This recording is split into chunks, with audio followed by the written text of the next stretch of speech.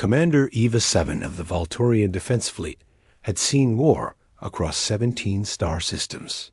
Her crystalline exoskeleton bore the scars of 1,000 battles, each one a testament to her survival instincts honed over 3 centuries of military service. She had faced the krill swarms, survived the Omega Nebula campaign, and earned every commendation her species could bestow. Fear, she believed, was something she had long ago conquered, until she met the humans. The Galactic Council had been skeptical when humanity petitioned to join the war against the Zelthran Empire. The humans were newcomers barely 2 centuries into space travel, primitive by galactic standards, with technology that seemed laughably outdated. Their ships were clunky, their weapons inefficient, and their lifespans tragically short. Most species viewed them as enthusiastic children playing at warfare. Eva had shared that assessment. When Oliver Chun, a human lieutenant, was assigned as her tactical liaison, she regarded him with barely concealed disdain. He was young even by human standards, perhaps 30, rotations with dark eyes that seemed to absorb everything, and a calm demeanor that irritated her. Humans lived such brief lives. What could they possibly understand about the long game of interstellar conflict? "Commander," Oliver said during their first briefing, his voice steady despite addressing a being 3 times his age, "I've reviewed your battle strategies. They're impressive, but predictable. The Zelthran will exploit that." Ava's cranial plates flared in annoyance. "I have fought more battles than your entire species has recorded, Lieutenant. Do not presume to educate me." Oliver simply nodded, unfazed. "Then perhaps you'll understand when you see it." The first joint operation was a standard planetary defense, holding the mining colony on. Arcturus 9 against a Zelthran advance fleet. Eva deployed her forces in the traditional formation. Shields forward, heavy artillery in the rear, fighters providing cover. It was textbook, proven across millennia of warfare.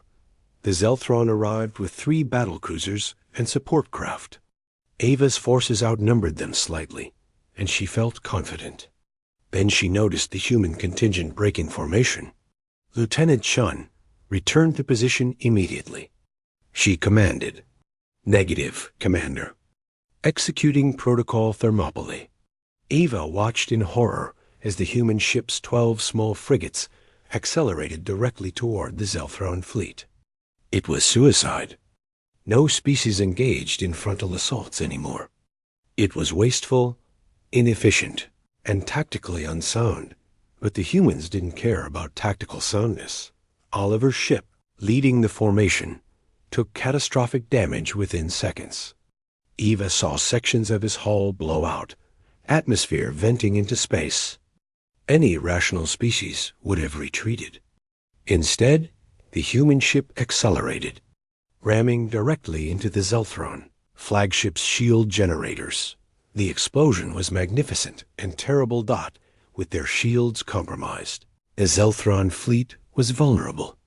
Ava's forces swept in, and within an hour, the battle was won. The cost, all 12 human ships destroyed. Casualty rate, 67% of the human forces. Eva demanded an immediate meeting with Oliver, who had somehow survived by ejecting in an escape pod at the last moment. That was madness. She hissed, her translator struggling to convey her fury. "You sacrificed your people needlessly." Oliver's face was covered in burns, his left arm in a regeneration cast, but his eyes remained calm. "No, Commander. We sacrificed ourselves needfully. We won, didn't we? And we saved 3,000 civilians and your fleet. I'd say that's worth 12 ships. But your crews volunteered. Every single one." Oliver leaned forward, and Ava saw something in his expression that made her ancient blood run cold. "Commander, my species has fought wars since before we could write. We've perfected one thing above all others, the understanding that sometimes you have to be willing to do what others won't, to be the monster that fights monsters. Over the next 6 months, Eva watched the humans redefine warfare. In the void of Helios. When the Zelthron deployed a planet-killer weapon, human soldiers in atmosphere suits physically boarded the weapon platform through explosive decompression zones, something no other species would attempt. They died by the hundreds, but they succeeded. At the Battle of New Carthage.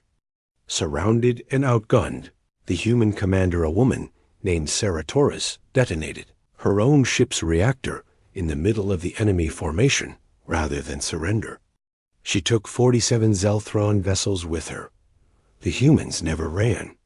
They never surrendered. They never chose the logical option of retreat when advancement meant death.